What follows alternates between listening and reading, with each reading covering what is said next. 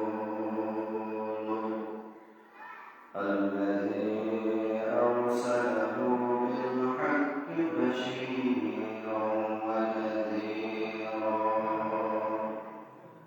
وداعيا إلى الله بإذنه وسراجا منيرا فقد قال الله تعالى في كلامه المجيد وفي فرقانه الحميد أعوذ بالله من الشيطان الرجيم ببركة بسم الله الرحمن الرحيم إن الله وملائكته يصلون على النبي يا أيها الذين آمنوا صلوا عليه وسلموا تسليما اللهم صل على مولانا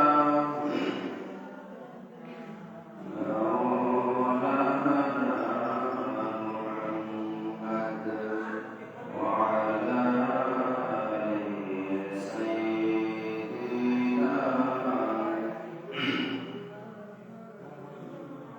جرشد محمد شيطان اللهم صل على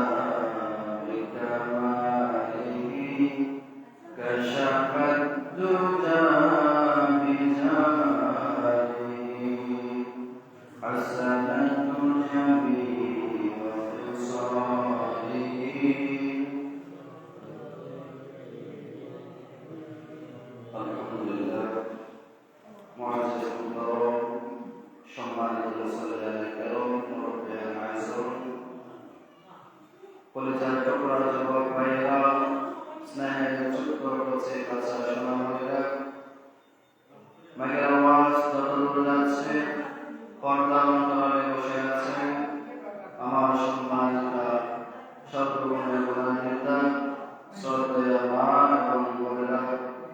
আলোচনার সূচনায় আনুষ্ঠানিকতার মধ্য দিয়ে আমার পক্ষ থেকে আপনাদের সকলকে আবার সালাম জানাচ্ছি। আসসালামু আলাইকুম ওয়া রাহমাতুল্লাহি ওয়া বারাকাতুহু।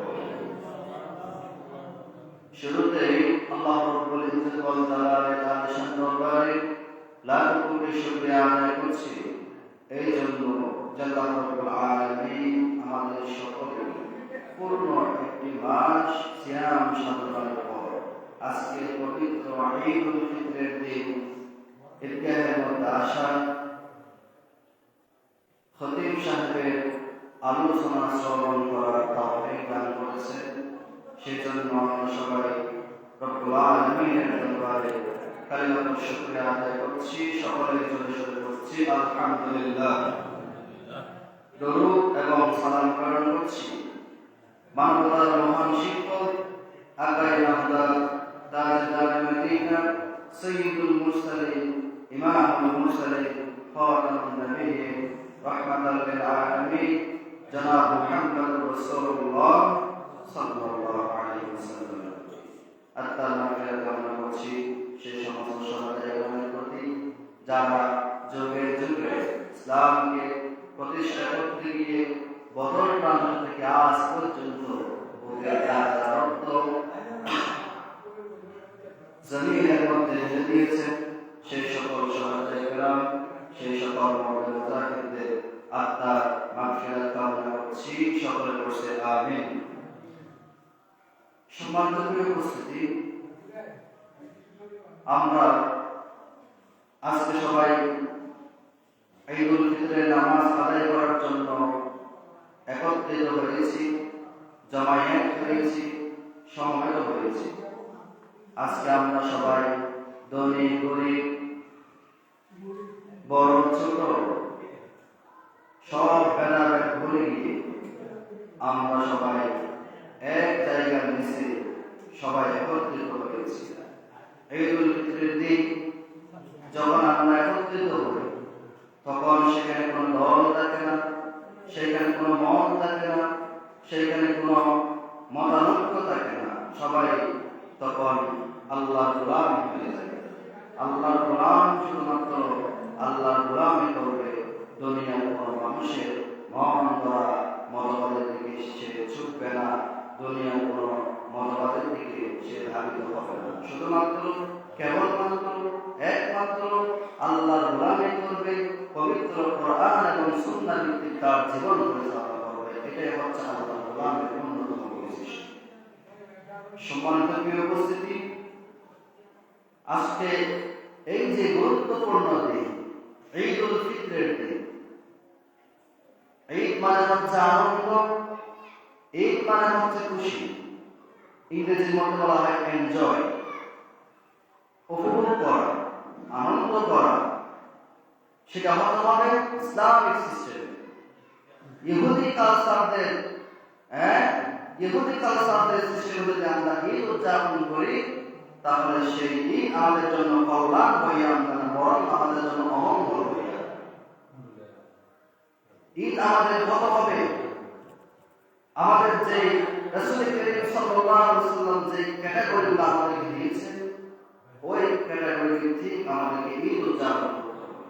অযথা রাস্তাঘাটে ছেলে মেয়ে পর পুরুষ মাথার মধ্যে নাই ওঠা এমন এমন জামা পরেছে যে জামাগুলো দেখলেই মনে হয় তার ভিতর লাগে কি আছে, সবগুলো দেখা যায়। এমন পোশাক পরে যেন আমাদের মা বোনেরা এই ঈদের খুশি আনন্দ উপভোগ না করে, এটা আমাদেরকে খেয়াল রাখতে হবে।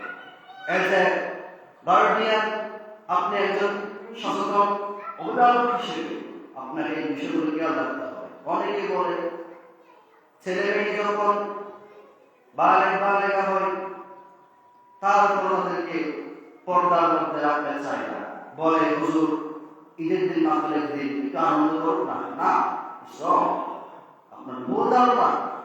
ইসলাম আপনাকে একটা সিস্টেম দিয়েছে, সেই সিস্টেম মোতাবেক আপনাকে পরিচালিত হতে হবে। আপনি যেমন ইচ্ছে তেমন আপনি চলতে পারবেন না। হ্যাঁ, বিশেষ করে ঈদের সময় দেখা যায় মেয়েগুলা বেপরদা হয়ে, বিয়ের পর্যন্ত মেয়ে বেপরদা হয়ে রাস্তাঘাটে খালতো ভাই, চালাতো ভাই, মামাতো ভাই এদেরকে নিয়ে ঘুরে বেড়ায়। আফসোস, আফসোস। আপনি বাবা হিসেবে আপনি ব্যর্থ, আপনি বড় ভাই হিসেবে আপনি ব্যর্থ, আপনি দাদা হিসেবে আপনি ব্যর্থ। আপনি আপনার মেয়েকে, আপনি আপনার বোনকে, আপনি আপনার নাতনিকে কন্ট্রোল করতে পারেন না। আফসোস লাগে এই বিষয়গুলো। আজকে পবিত্র ঈদুল ফিতরের দিন ঈদের কিছু গুরুত্বপূর্ণ সুন্নাহ রয়েছে, যে সুন্নাহগুলো আগেও বলা হয়েছিল, আবার বলতেছি। কয়েকটি বিষয় থেকে গিয়েছিল, সেই বিষয়গুলো একটু পরিষ্কার করার জন্য আবার বলতেছি। অর্থাৎ ঈদের দিন কিছু খেলে ঈদগাহের মধ্যে আসে, মিষ্টি জাতীয় কিছু খেলে ঈদগাহের মধ্যে আসে। আল্লাহ রাসূল সাল্লাল্লাহু আলাইহি ওয়াসাল্লাম বেজুর খেজুর খেলে ঈদগাহের মধ্যে আসেন। একটি, তিনটি, পাঁচটি বেজুর খেজুর খেলে ঈদগাহের মধ্যে আসেন। ঈদুল ফিতরের সুন্নাহ হচ্ছে কিছু খেয়ে আসা, আর ঈদুল আযহার সুন্নাহ হচ্ছে কিছু না খেয়ে আসা। যেটা যে রকম সিস্টেম আল্লাহ রাসূল আমাদেরকে শিখিয়ে দিয়েছেন, সেটা আমাদেরকে ফলো করতে হবে, মানতে হবে। ঈদের দিনের অন্যতম আরেকটা সুন্নাহ হচ্ছে সুগন্ধি ব্যবহার করা। আল্লাহ রাসূলের সাল্লাল্লাহু আলাইহি কিছু প্রিয় জিনিস ছিল, তার মধ্যে অন্যতম ছিল সুগন্ধি। সুগন্ধি আল্লাহ পছন্দ করতেন, পারফিউম, ইংরেজি বলা হয় পারফিউম। অনেক রকমের আছে, বডি স্প্রে, ওয়ালমেন্ট শো, অনেক রকমের স্প্রে আছে, আপনার আতর, সেন্ট, যেটা যেটা স্বাচ্ছন্দ্য বোধ হয় আপনি ব্যবহার করতে পারেন। ইটস নো প্রবলেম, এগুলো কোনো সমস্যা নেই। এরপরে আরেকটা সুন্নাহ হচ্ছে ঈদগাহের মধ্যে হেঁটে হেঁটে আসা। বলেছিলাম যে হেঁটে আসতে হবে কেন? ঈদগাহের মধ্যে আসলে আমরা ভালো কাজে নামাজ পড়তে, এই জন্য যে ব্যক্তি ভালো কাজে প্রতিটি কদম ফেলবে, আল্লাহ প্রতিটি কদমের বিনিময়ে তার আমল নামে সওয়াব দিয়ে দেবেন। সুবহানাল্লাহ। এই জন্য হেঁটে হেঁটে আসবে, আসার সময় তাকবীর পড়ে পড়ে আসবে। আল্লাহু আকবার, আল্লাহু আকবার, লা ইলাহা ইল্লাল্লাহ, ওয়াল্লাহু আকবার, আল্লাহু আকবার, ওয়া লিল্লাহিল হামদ। Attention please. সম্মানিত এলাকাবাসী, আমি আবার দৃষ্টি আকর্ষণ করছি, আমাদের সময় 8:40 বেজে গেছে। 8:40 বেজে গেছে। আমরা ইতিমধ্যে লক্ষ্য করছি এখনো পর্যন্ত অনেক মুসল্লি মসজিদের মধ্যে আসেন না, বাহিরে ঘোরাঘুরি করছে, হয়তোবা বাড়ির মধ্যে বসে আছে, নয়তোবা পুকুরের মধ্যে আপনারা গোসলের মধ্যে আপনারা ব্যস্ত আছেন। আমি করাজোরে মিনতি করছি, করাজোরে অনুরোধ করছি, জাস্ট আর 9টা 1 সেকেন্ড পরে আর কারোর জন্য ওয়েট করা হবে না। কারণ এমনিতে অনেক মসজিদের মধ্যে 8টায় টেনে দিয়েছে, 8:30 টেনে দিয়েছে। আমাদের 9টায় টেনে দেওয়া মানে হচ্ছে এটা যেন ঠিক থাকে, টাইম ঠিক থাকতে হবে, ট্রেন যেন আর নষ্ট না হয়। এলাকাবাসীর দৃষ্টি আকর্ষণ করছে, আপনি সবাই তাড়াতাড়ি চলে আসুন। ঈদের দিনে আরেকটা সুন্নাহ হচ্ছে এক রাস্তা দিয়ে আসা, যদি সম্ভব হয় অন্য রাস্তা দিয়ে যাওয়া। কেন এটা কেন বললেন আল্লাহ রাসূল? এটা বলা হলো হিকমত হচ্ছে, যখন আপনি এক রাস্তা দিয়ে আসবেন তখন কিছু মানুষের সাথে দেখা হবে, আবার যখন আপনি অন্য রাস্তা দিয়ে যাবেন আরো কিছু মানুষের সাথে দেখা হবে, যার কারণে সালাম বিনিময় করা, কুশল বিনিময় করা, মত বিনিময় করার সুযোগ তৈরি হয়। এই জন্য সম্ভব হলে এক রাস্তা দিয়ে আসা, অন্য রাস্তা দিয়ে যাওয়া, এটা রাসূলের সুন্নাহ। আরেকটা ঈদের দিনের সুন্নাহ হচ্ছে মনোযোগ সহকারে খুতবা শ্রবণ করা। মনোযোগ সহকারে খুতবা শ্রবণ করা, এটা হচ্ছে ওয়াজিব, যেটা তরক করলে কবিরা গুনাহ হবে। এই জন্য যখন খতিব সাহেব যখন খুতবা দিবেন তখন নিজ চোখে কোনো কথাবার্তা ছাড়াই আপনারা মনোযোগ সহকারে খুতবা শুনবেন। অনেক মসজিদে দেখা যায় এদিকে খুতবা চলতেছে আর এদিকে টাকা কালেকশন করতেছে, না, এটা করবেন না। টাকা কালেকশন করার জন্য সময় হচ্ছে যখন নামাজ শেষ হবে, খুতবা শেষ হবে, মিলাদ কিয়াম করব, তখন আপনারা কি করবেন? টাকা কালেকশন করবেন। ইমাম সাহেব বা মুয়াজ্জিনের হাত দিয়া তখন আপনারা কালেকশন করবেন নামাজের হাত দিয়ে। খুতবার সময় অযথা আপনারা এই চেষ্টা করবেন না, মনোযোগ সহকারে খুতবা শুনতে হবে। ঈদের নামাজ আদায় করা এটা একটা সুন্নাত। ঈদের পরে মানুষের সাথে কৌশল বিনিময় করা, শুভেচ্ছা বিনিময় করা, মত বিনিময় করা। ঈদের দিনে আরেকটা সুন্নাত হচ্ছে দোয়া এবং ইস্তেগফার করা, দোয়া এবং ইস্তেগফার করা। ঈদের দিনে আরেকটা সুন্নাত হচ্ছে মুসাফাহা এবং মুআনাকা করা, মুসাফাহা এবং কোলাকুলি করা। এটাও ঈদের দিনে অন্যতম সুন্নাত। কারণ ঈদের সময় এমন একটা পরিবেশ সৃষ্টি হয়, এমন কিছু বন্ধু আছে, এমন কিছু মানুষ আছে যাদের সাথে বছরের মধ্যে আর দেখা হওয়ার সুযোগ থাকে না, শুধু বছরে একবার আসে। তো তাদের সাথে একটু কৌশল বিনিময় না করে, মত বিনিময় না করে এই সুন্দর দেখায়, ভালো দেখায়, কখনোই না।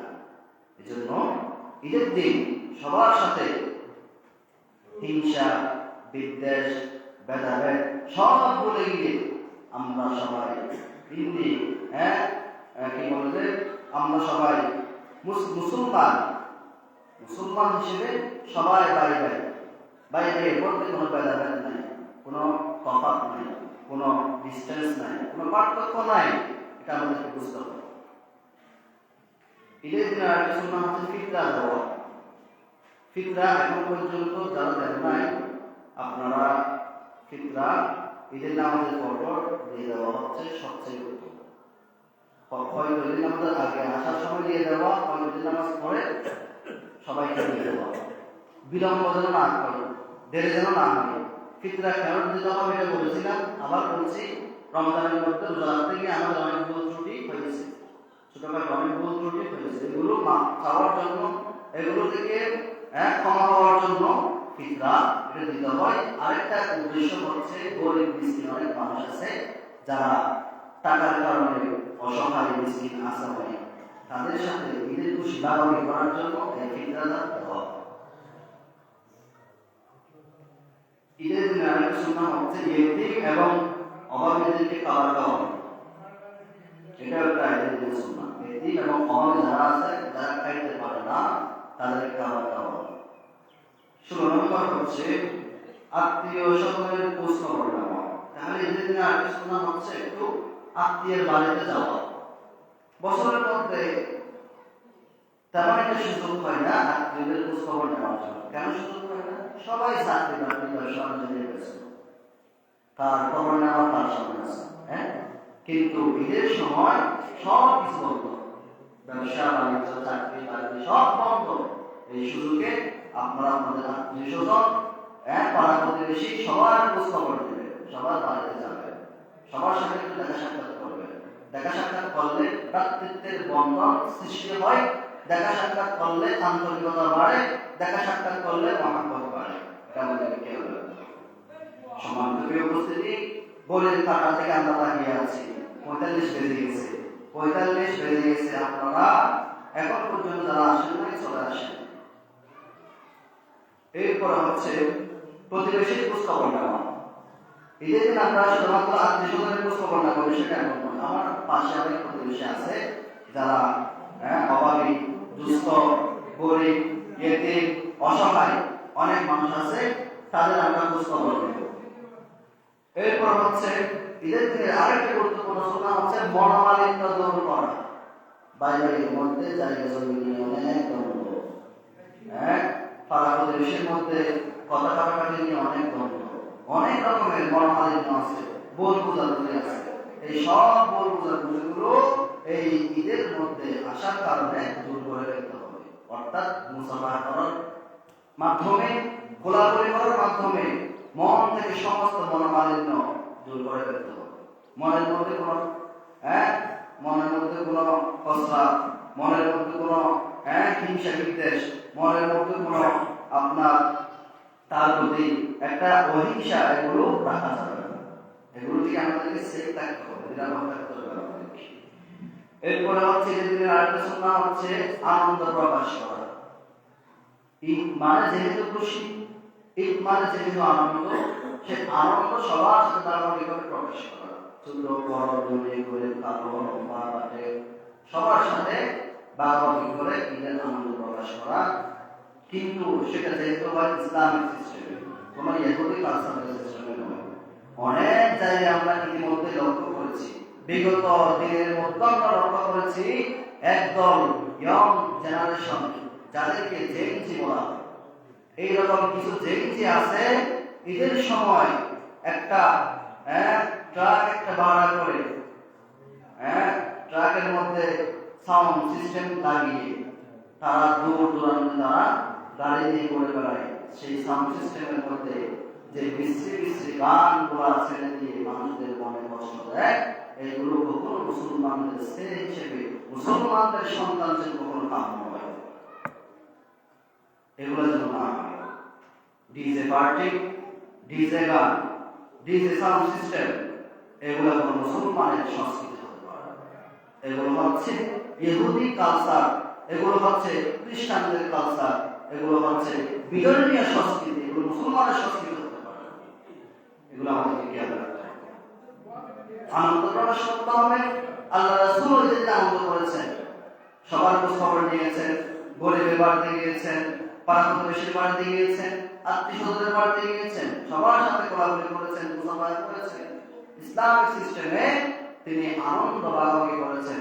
কোন বিশৃঙ্খলা, কোন অনৈতিক অনিসলামিক কোন কার্যকলাপ ঈদের দিন সংগঠিত হতে দেন নাই। এটা আমাদেরকে খেয়াল রাখতে হবে। সম্মানিত ব্যবস্থার সময় একদম সন্নিকটে, সময় একদম সন্নিকটে, আপনারা তাড়াতাড়ি চলে আসুন। এবং আমরা আসি ঈদের দিনে কিছু বর্জনীয় কাজ রয়েছে। প্লিজ everybody attention please, কোনো কথা বলবেন না। কথা বললে একটু বিশৃঙ্খলা সৃষ্টি হয়। ঈদের দিনের মধ্যে কিছু বর্জনীয় কাজ আছে, এবার করার কি আছে, বিষয় আছে, এগুলো আমাদেরকে খেয়াল রাখতে হবে। এগুলো আমরা একটু সংক্ষেপে আলোচনা করি। সেটা হচ্ছে এক নাম্বার বর্জনীয় কাজ, ঈদের দিন রোজা পালন করা। ঈদের দিন কি করা? রোজা রাখা। এটা হচ্ছে বর্জনীয় কাজ। শুধু বর্জনীয় নয়, এটা হচ্ছে হারাম।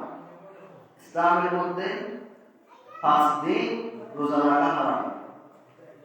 যদি আমার কথা বুঝে থাকেন তাহলে বলেন তো কয় দিন? 5 দিন। আর যদি বলেন কয় দিন? 5 দিন রোজা রাখা হারাম।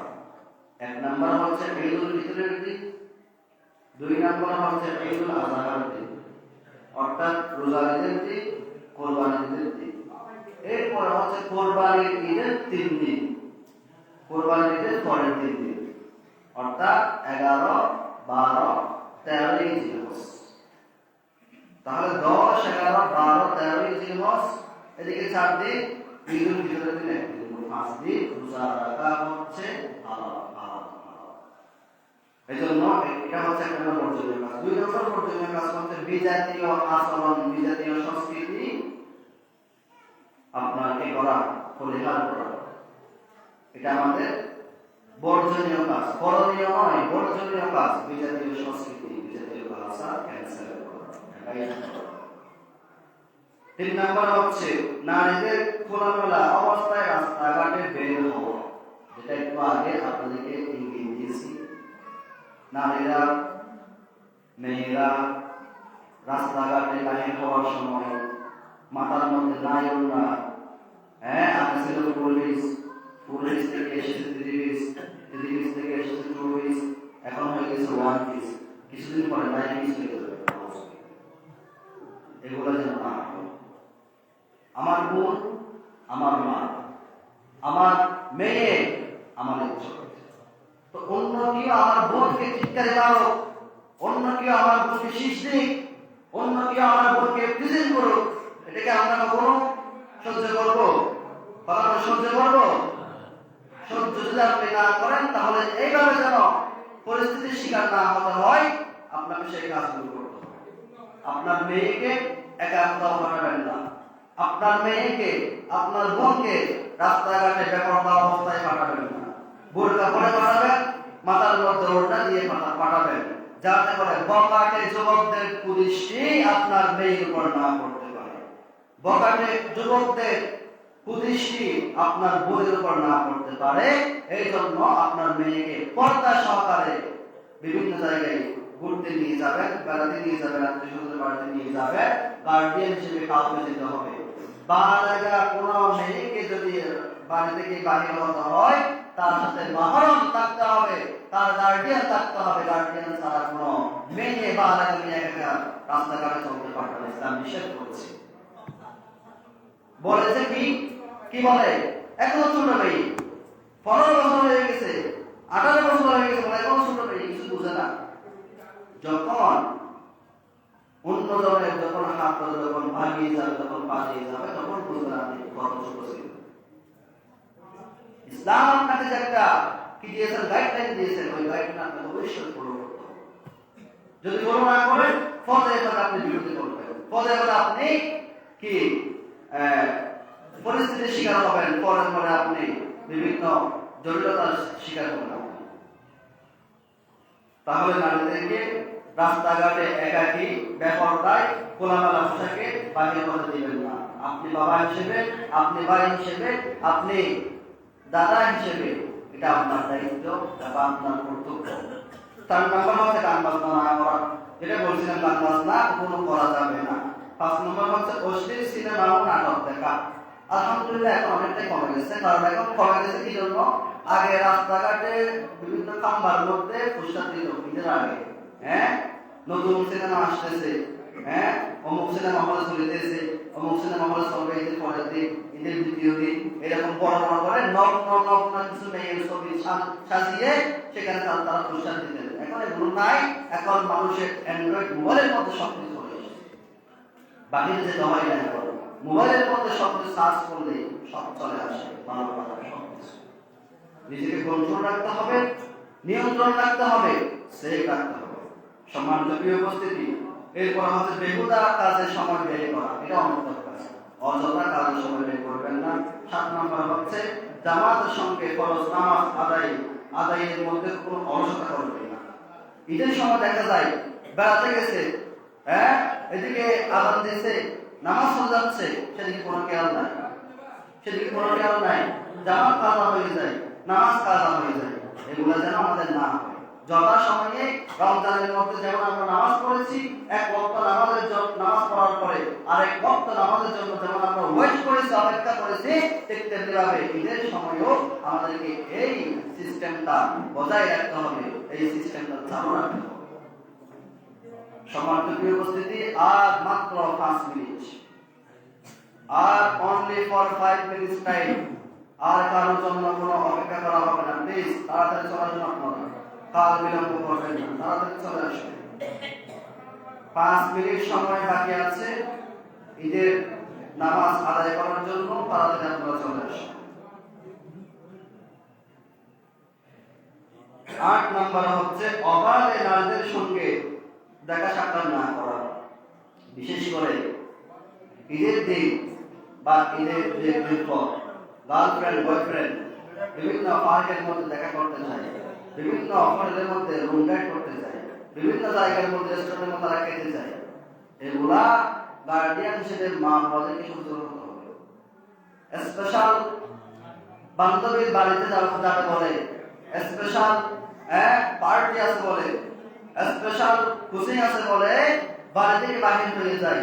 এখন সে কোথায় যায়, তার সাথে যায়, কোথায় করতে যায়, কি করে না করে, আপনি বাবা হিসেবে আপনাকে দেখা সাক্ষাৎ করতে হবে, আপনাকে খোঁজখবর রাখতে হবে। না হলে আপনার মুখের মধ্যে চুন কালি মেরে আপনার সামনে এসে বড় পুরুষ নিয়ে পালিয়ে যাবে, আপনি তখন সমাজের মধ্যে মুখ দেখাতে পারবেন।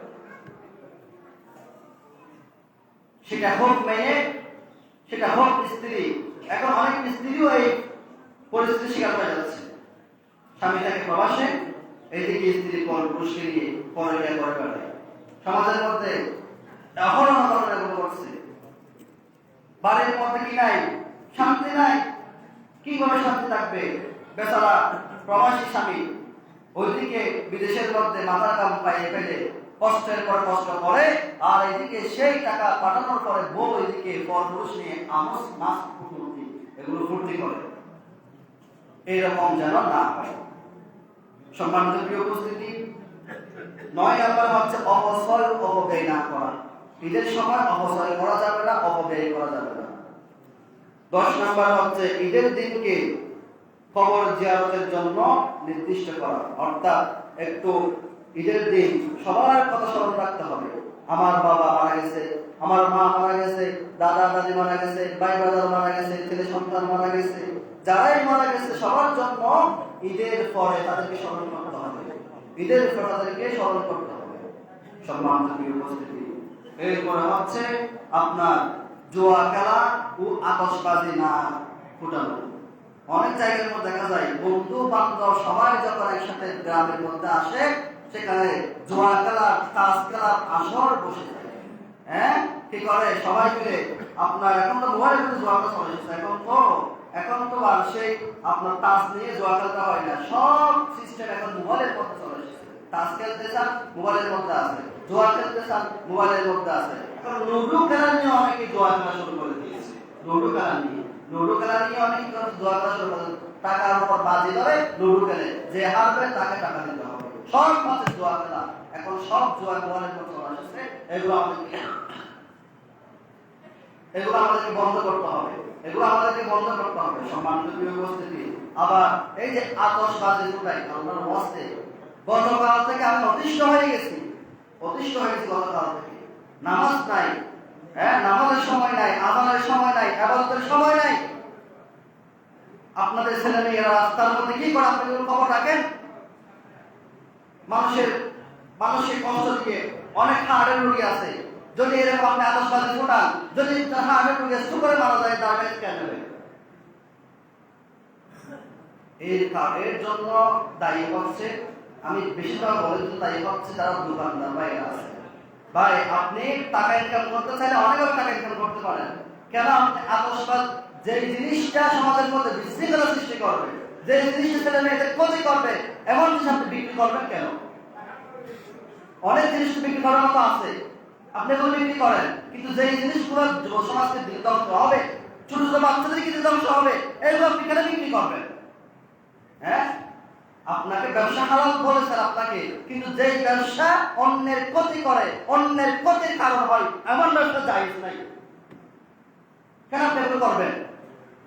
ছোট ছোট বাচ্চারা 200 টাকা 500 টাকা আতশবাজি কিনেছে, বলেন কি জোরে জোরে আওয়াজ করছে, যেন মনে হয় আপনার ইরানের মিসাইল হার মানাচ্ছে, এমন মনে হয়। কি আওয়াজ?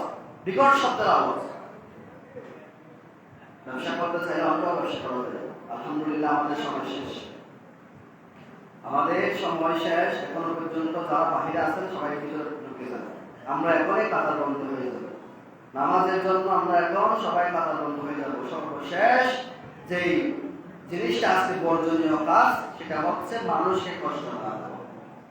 আমার কথায় হয়তো অনেকে কষ্ট পেয়েছে, আমি একটু করার কথা বলেছি, কারো গায়ে লেগেছে, কারো মনে লেগেছে, কষ্ট পেয়েছেন, ব্যথা পেয়েছেন। আজকে ঈদের দিন হিসেবে, ছোট ভাই হিসেবে, ছেলে হিসেবে, নাতি হিসেবে আজকে ক্ষমা করবে।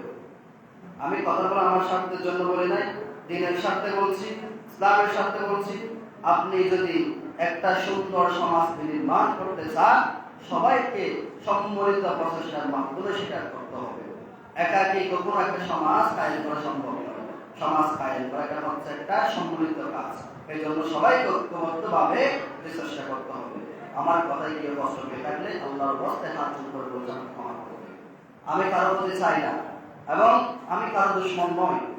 আমি একজন আপনাদের মসজিদের খাদেম, আমি আল্লাহর ঘরে একজন খাদেম। আমি কারো ক্ষতি করার জন্য এখানে আসি নাই, কারো ক্ষতি করার আমার কোনো উদ্দেশ্য নাই। আমার উদ্দেশ্য হচ্ছে মানুষদেরকে এখানে দিকে নিয়ে আসা। আমার উদ্দেশ্য হচ্ছে মানুষদেরকে আল্লাহর দিনের দিকে আহ্বান করা। আমার উদ্দেশ্য হচ্ছে মানুষদেরকে দিনের দিকে দাবি করা। আমি চাইলে কারোর নামে কোনো মামলা করতে পারবো না, আমি চাইলে কারোর উপর জুলুম করতে পারবো না। এটা আমাকে, এই অধিকার আল্লাহ আমাকে দেন নাই। এই জন্য আমার কথায় কষ্ট পেয়ে থাকলে, আমার কাজে কষ্ট পেয়ে থাকলে, এই যে বিগত 8 মাস ধরে আপনাদের খেদমতে আমি আছি, এই 8 মাসের মধ্যে হয়তো অনেক ভুল ত্রুটি আমার হয়েছে। মানুষের ভুল হতে পারে, স্বাভাবিক, ডাজন্ট ম্যাটার, স্বাভাবিক। কিন্তু এই ভুল ত্রুটিগুলো যদি আপন মনে করেন, আমাকে শুনতে দেবে, আপন মনে করে শুনতে দেবে। সম্মানিত উপস্থিতি, আসুন আমরা সবাই ভেদাভেদ ভুলে গিয়ে, সব মতামতকে ভুলে গিয়ে, আমরা ধনী গরিব, কালো আপনার ধরা খাটো লম্বা, সব ভেদাভেদ ভুলে গিয়ে আমরা সবাই একই প্ল্যাটফর্মের মধ্যে আসি। সবাই ভাগাভাগি করে আমরা এদের খুশি উপভোগ করি। ঈদের আনন্দ উপভোগ করি এবং আমরা সবাই আনন্দ হয়ে যাই। আলোচনা এখানে শেষ। যে কথাগুলো বলেছে আমাদের সকলকে আমল করার তৌফিক দান করুন। সবাই বলি আমিন। আর বলি আমিন। আমিন।